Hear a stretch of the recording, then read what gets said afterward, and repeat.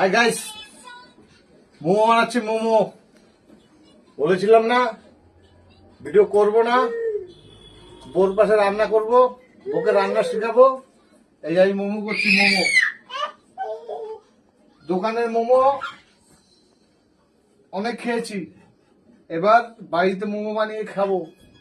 ঠিক আছে, এই যে বানাচ্ছি মোমো। কখনো মোমো বানাইনি, চোখের দেখায় মোমো বানাচ্ছি। আর এবং আমি তো ভিডিও যখন করতাম, নাচতাম, তখন আমি নাচ শিখিনি। আর নাচের আমার কোনো গুরুদেবও নেই, আমি চোখে দেখা সবকিছু করি।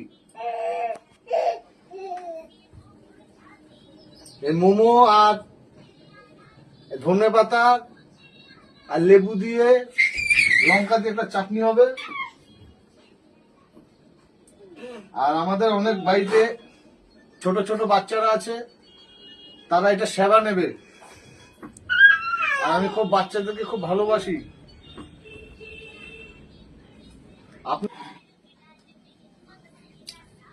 আর বাচ্চারা যদি খেতে চাও, মোমো চলে আসো মাধব দাস ভিখারির বাড়িতে। বাচ্চাদের জন্য পুরো মোমো রেডি করে রাখছি। আমার পাশে অনেক বাচ্চা কাচ্চা আছে, তাদের জন্য আজকে এই মোমো তৈরি করা। আমি বাচ্চাদেরকে খুব ভালোবাসি।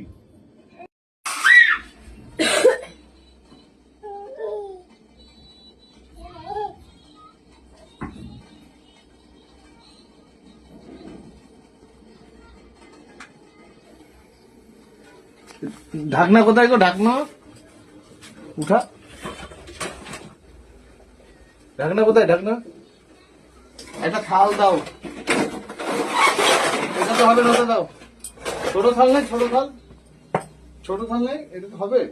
ছোট থাল লাগবে, হলে হবে, হচ্ছে তো কার কার